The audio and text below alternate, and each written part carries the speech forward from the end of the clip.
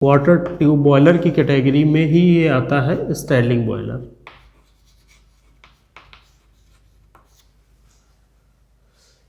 इसमें क्या है, स्टैंडिंग बॉयलर में ये एक तुम्हारी बॉयलर सेटिंग दिखाई गई चिनाई, और इस चिनाई में ये जो चिनाई दिखाई गई है, इस चिनाई में ये क्या लगी हुई है, ब्रिक्स लगी होती हैं, ठीक है, अग्निशय ईंटें जिसको हम बोलते हैं, ठीक। अब ये तुम्हारी दिखाई गई है बॉयलर पूरी स्ट्रक्चर, इसकी ये सेटिंग है, ये सब क्या होती है, ये स्टील स्ट्रक्चर होता है पूरा इस्पात का, ठीक है। और ये पूरी तरीके से ये जो इसकी आउटर सरफेस या इसकी जो इसमें ब्रिक्स लगाई जाती हैं, इससे बिल्कुल ये फ्री होता है। इससे ये जो बॉयलर सेटिंग है ये पूरी स्टील की बनी होती है।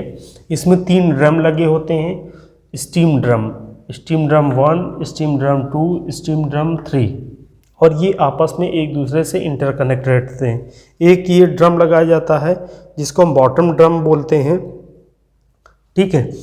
और इन सारे ड्रमों को, इन 3 ड्रम को आपस में कनेक्ट किया जाता है, और ये बॉटम ड्रम को भी थ्रू द पाइप इसको भी इससे कनेक्ट किया जाता है। यहाँ पे एक सुपर हीटर लगाते हैं, ठीक है। अब ये जो पूरी हमारा स्ट्रक्चर बना हुआ है इसका स्टैंडिंग बॉयलर का, नीचे इसमें बस भट्टी ये बनाते हैं, ठीक है, ये भट्टी बनाते हैं, और अंदर ये पूरी बॉयलर की ये पूरी सेटिंग है, ये वफेल्स लगे हुए हैं। अब सबसे पहले हम जो स्टार्ट करेंगे कि बॉयलर में सबसे पहला काम होता है वाटर, पानी भरना, ठीक है।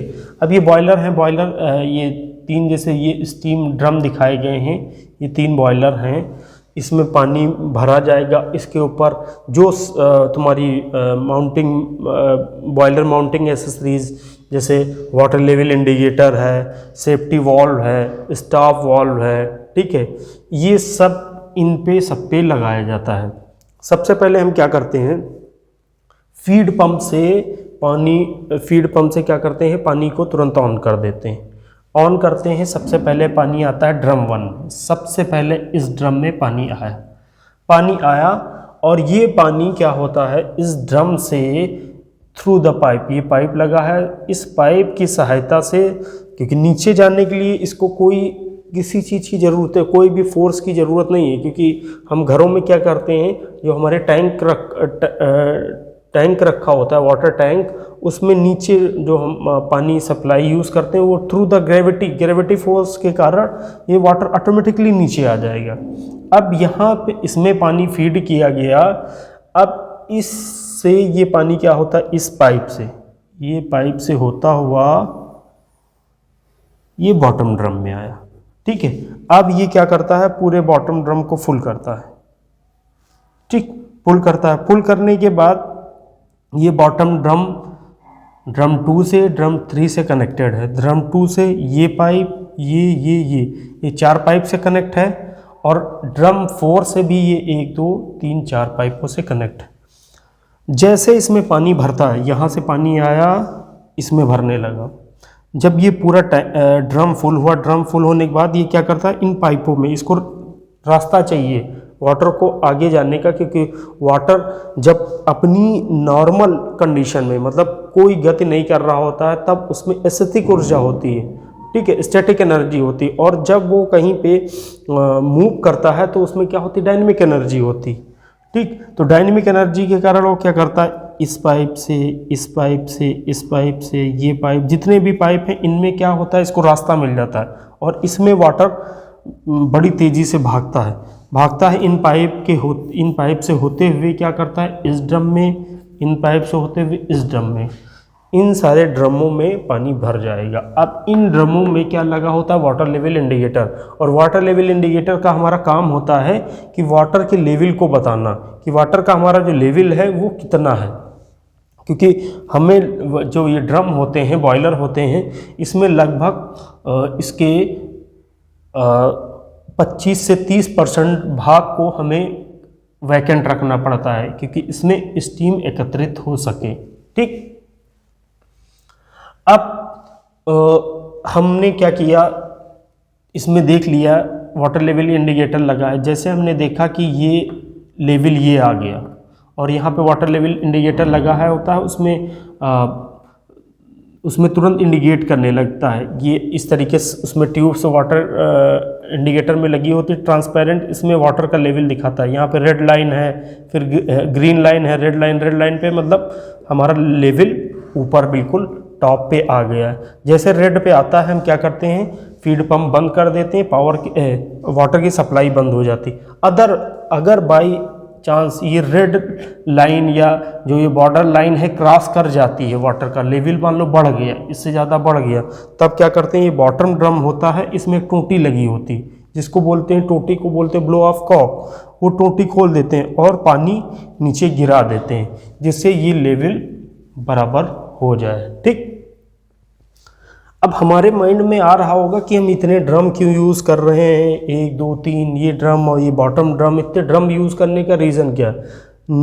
बॉटम ड्रम यूज़ करने का मेन रीज़न जो होता है हमारा, वो होता है क्योंकि हम कोई भी समरसेबल हो या हैंडपम्प से पानी निकालें, जब पानी निकालते हैं तो पानी कितना भी पानी निकालते हैं और कहीं पे हम उसको स्टोर करें तो देखते हैं उसकी तली में छोटे छोटे कण जो होते हैं वो बैठ जाते हैं। ठीक है, या वाटर जो होता है अपने साथ मिट्टी के छोटे छोटे कण जरूर लाता है, तो वो लाता है, वो हमारे लिए क्या होता है, क्योंकि मिट्टी ऐसी है, मिट्टी क्या है, उष्मा की कुचालक होती है, वो तो हीट को ट्रांसमिट कर नहीं पाती है। अब जैसे ये कण आते हैं, ये कण आए कहीं पे, कोई टैंक हो कहीं हो, अगर हम स्टोर करने लगे, कभी हमारे जो घर पे वाटर टैंक होते हैं उनकी तली में देखना एक चिकनी, मतलब चिकनी परत, इंटरनल परत जम जाती है। ठीक है, वो क्या होते हैं, यही सब सेडिमेंट होते हैं। ठीक है, अशुद्धियाँ होती हैं, डस्ट होती हैं। ठीक है, साथ में जो वाटर अपने साथ लेके आता है। ये जब कोई भी चीज़ होती है मेटालिक नॉन मेटालिक, उसके इंटरनल पे चिपक जाते हैं। ठीक है, अगर टोटी से कोई मतलब कोई पाइप से पास हो रहे हैं तो उसमें इतने छोटे होते हैं, उसके इंटरनल जो पेरीफेरी होती है उससे चिपक जाते हैं। अब जब इंटरनल पेरीफेरी से चिपकते हैं तो वो क्या करता है, हीट को सप्लाई को बंद कर देता है। हीट की सप्लाई को कैसे बंद करेगा, मान लो ये हमारा पाइप है, इससे पानी जा रहा है, पानी जब जाएगा तो इसके बाद छोटे छोटे कण होंगे, ये क्या करेगा, इसके इंटरनल बाहर तो अंदर से जाएगा तो इसकी जो इंटरनल सतह होगी, ठीक है, उस सतह पे छोटे छोटे सेडिमेंट जो होते हैं वो चिपक जाते हैं, अशुद्धियाँ चिपक जाती हैं। और अशुद्धियाँ चिपकते क्या करती हैं कि इसके इंटरनल एक परत बना लेती हैं, जो क्या होती है, वो उसमें डस्ट अशुद्धियाँ ये होती हैं, जो क्या होती है, उष्मा की कुचालक होती है और वो हीट ट्रांसफ़र नहीं होने देती है। अब ये ड्रम है, सबसे पहले पानी इसमें आया, इसके बाद इसमें आया।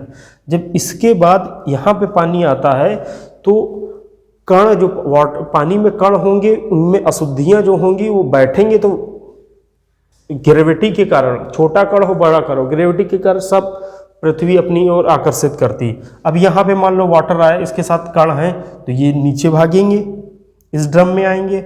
यहाँ पे भी क्या होगा हमारा कि यहाँ देखा जाएगा कि अरे इसमें भी कण है, तो वो क्या होंगे, इस तली में नीचे बैठ जाएंगे। अब तली में बैठ जाएंगे, अब जो ये पानी जाएगा ड्रम 2 और 3 में, ये क्या जाएगा, इसमें सारी अशुद्धियाँ कोई नहीं होंगी, जितने सेडिमेंट होंगे सारे क्या होंगी, सब इसी बॉटम ड्रम में ही बैठ जाएंगी। ये इस ड्रम 2 ड्रम 3 में क्या जाएगा, फ्रेश वाटर जाएगा जिसमें कोई अशुद्धियाँ नहीं होंगी। ये अशुद्धियाँ हमारे इसलिए नुकसान करती हैं, हम बताएं कि इन पाइपों से अब अगर अशुद्धियाँ जाएंगी तो जैसे हम इसका बताएं, इसके अंदर वो क्या करती हैं, अपनी एक परत बना लेंगी जो हीट ट्रांसफ़र होने नहीं देंगी, और हीट ट्रांसफ़र होने नहीं देंगी तो हमारे लिए इसमें दिक्कत, बहुत बड़ी प्रॉब्लम क्रिएट हो जाएगी। हमें करना क्या, ज़्यादा से ज़्यादा हीट का ट्रांसफ़र करना है।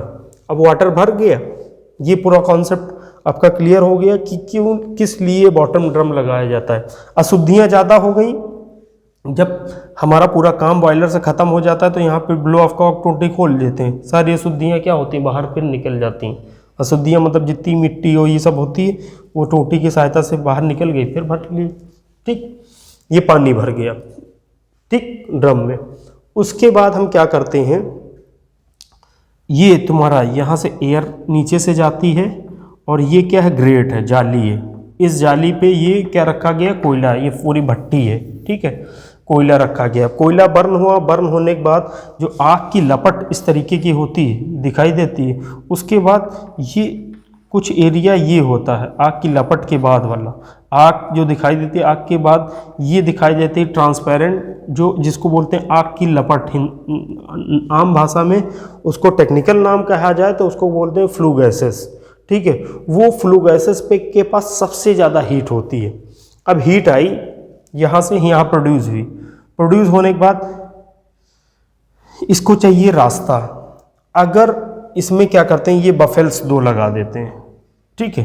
बफेल्स क्या हैं, बाधक जिसको बोलते हो। बफेल्स जो होते हैं, बफेल्स का एक तरीके का काम होता है कि हमें डिवाइडेशन देना। जैसे रोड पे क्या है, बीच में डिवाइडर बना देते हैं, तो ये मान लो रोड है और ये डिवाइडर बना दें, ये तो ये जाने का हो गया, ये आने का हो गया, ठीक। अगर डिवाइडर ये ना बना हो तो क्या होगा, इधर से भी आदमी जाएगा, इधर से भी जाएगा, इधर से भी आएगा, इधर से भी आएगा, ठीक। कोई रास्ता एक हमारा पर्टिकुलर जो रास्ता होगा वो नहीं होगा, ठीक। इसके लिए क्या है, ये इधर से डिवाइडर हमने बना दिया, ये रास्ता जाने का हो गया और ये रास्ता क्या हो गया, आने का हो गया, ठीक। तो इसी तरीके से हम क्या करते हैं, इसमें बफेल्स ये बना दिए, ये बफेल है और ये बफेल है, 2 बफेल बना दिए। अब 2 बफेल हमने बना दिए, ये हमारा रास्ता।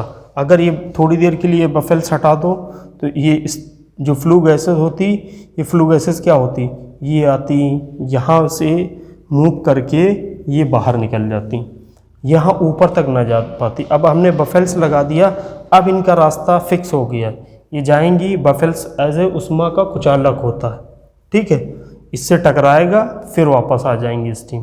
तो इसका रास्ता क्या मिलेगा, यहाँ से आएगा, यहाँ से बफेल्स नहीं, यहाँ से आगे बढ़ेगा, फिर आगे बढ़ेगा, फिर यहाँ से चिमनी को निकल जाता है। अब ये जो ट्यूब्स होती हैं, इन ट्यूब्स में वाटर गया, वाटर इसमें भरा हुआ है ऑलरेडी। इसमें क्या ये फ्लू गैसेस जाएंगी, फ्लू गैसेस जब जाती हैं तो ये क्या करता है, ये मेटालिक बनी होती हैं स्टील की, ये क्या करती हैं, हीट को एब्जॉर्ब करती हैं और वाटर को स्टीम में कन्वर्ट करती हैं। और वो स्टीम क्या होती है, बहुत लाइट वेटेड होती है। हवा जो होती है या स्टीम है लाइट वेटेड होती है, वो क्या होती है, इन वाटर से तुरंत निकल के इस ड्रम में जाती है। इस ड्रम से ये जो वैकेंट एरिया है, यहाँ स्टीम एकत्रित होने लगती है, ठीक। इन सारे पाइपों को ये स्टीम हीट जब फ्लू गैसेस जाएंगी तो ये क्या होगा, स्टीम में कन्वर्ट होते चले जाएंगे और ये जो वैकेंट एरिया है इसमें एकत्रित होता रहेगा। यहाँ पे सुपर हीटर लगा देते हैं। सुपर हीटर का जो काम होता है, क्योंकि यहाँ पे सबसे ज़्यादा फ्लू गैसेज आती हैं और इसके पास सबसे ज़्यादा हीट होती है, और फ्लू गैसेज जितना आगे बढ़ती है उनकी हीट कम होती चली जाती है। सुपर हीटर का काम होता है, जो स्टीम होती है, स्टीम जो प्रोड्यूस होती है, उस स्टीम में हमारे पास मॉइस्चर होता है, उस मॉइस्चर को ख़त्म करना सुपर हीटर का काम होता है, ठीक है। वो सुपर हीटर क्या करता है, उस हीट को एब्जॉर्ब करके मॉइस्चर को ख़त्म करता है। अब यहाँ से निकला, इन सारे ट्यूबों को दिया गया, ये ट्यूब क्या करती हैं, यहाँ स्टीम प्रोड्यूस करती हैं। प्रोड्यूस होने के बाद यहाँ चिमनी की सहायता से जो बच गई फ्लू गैसेस में हीट बच जाती है, चिमनी की सहायता से बाहर निकल जाती है। यहाँ पे स्टीम हमारी प्रोड्यूस हो गई और ये स्टीम ट्यूब लगी होती हैं। इनका काम होता है तीनों ट्यूब्स में या तीनों ड्रम में स्टीम बराबर बराबर रहे, जिधर ज़्यादा या कम होती है उसको इक्वल कर दिया जाता है, ठीक। इक्वल करने के बाद स्टाफ वाल्व से इसको निकाल के टरबाइन में भेज दिया जाता है, ठीक। इस तरीके से स्टीम जनरेशन होता है। इसका प्रेशर जो रहता है मैक्सिमम 60 बार, टेम्परेचर 40 डिग्री सेंटीग्रेड, और कैपेसिटी जो इसकी होती है ये 1 आवर में 50,000 kg स्टीम प्रोड्यूस करता है। तो ये है पूरा तुम्हारा स्टाइलिंग।